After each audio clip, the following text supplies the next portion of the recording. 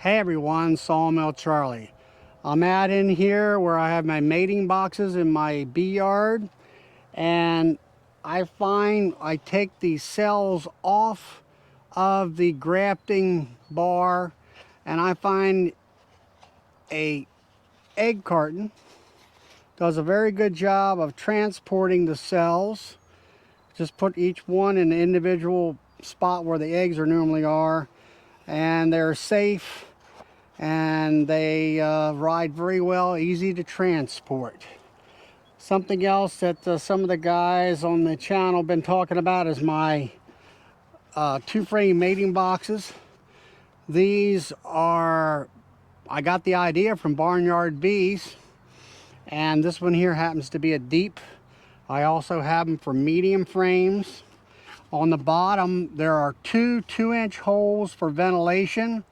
I put 1/8-inch hardware cloth on the inside and staple it in before I put it together.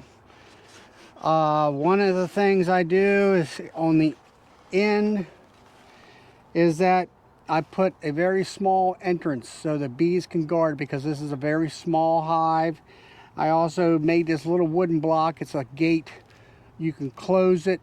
I try to keep the bees in this box for 3 or 4 days and not let them out, and after that they lose their memory of where they came from the parent hive, and then I release them, and then they stay with this hive and of course we'll put the queen cell in here. When I do fill this hive and populate it, I try to find a brood frame that's capped.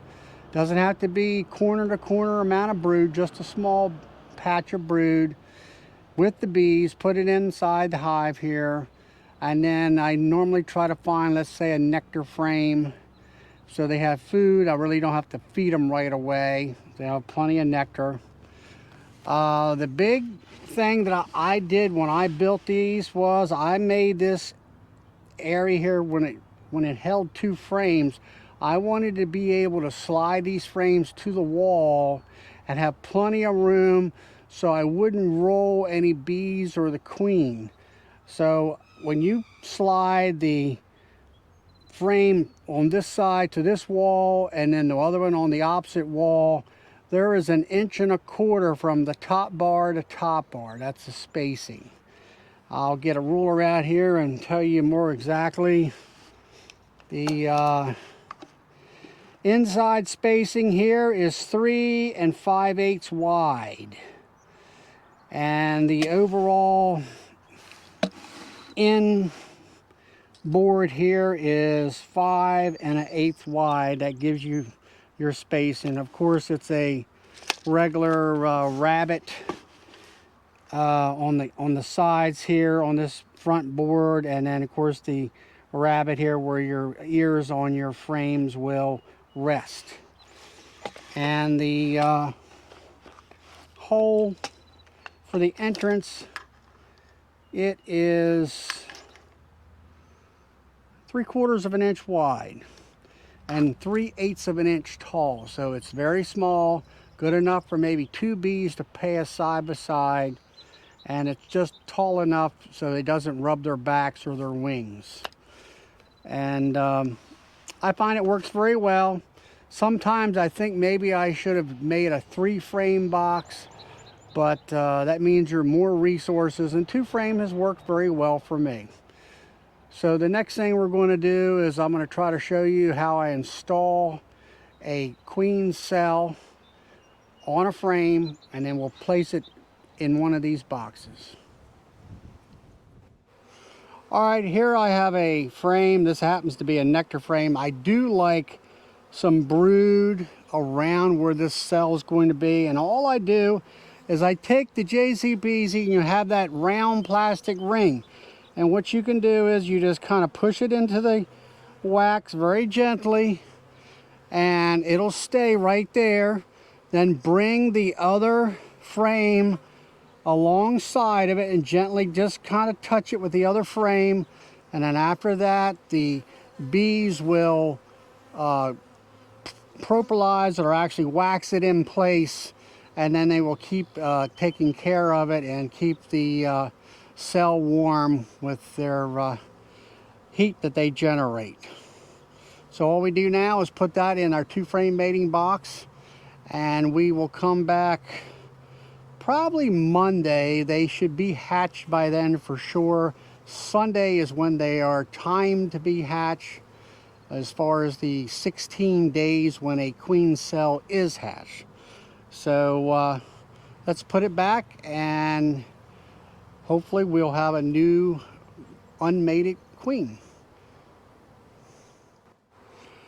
All right, I brought the camera up so you can see inside these two 2-frame mating boxes. I wanted to show you what the population looks like. Here they are. Right here is the cell I put in there. These are all the bee population, and really that should be scooted over there just a little bit more centered, and that's all it really is to it. Like I say, one frame is nectar, the other frame has some capped brood on there. I want that new brood to be hatched, so all they know is this is their home base hive, and the original bees that were put in here, like I said, I held them inside for several days so they lose their memory about going back to the original hive that they came from. And all this is just a migratory lid that I have on my 2-frame mating boxes. Here's the other one here. A nice population of bees.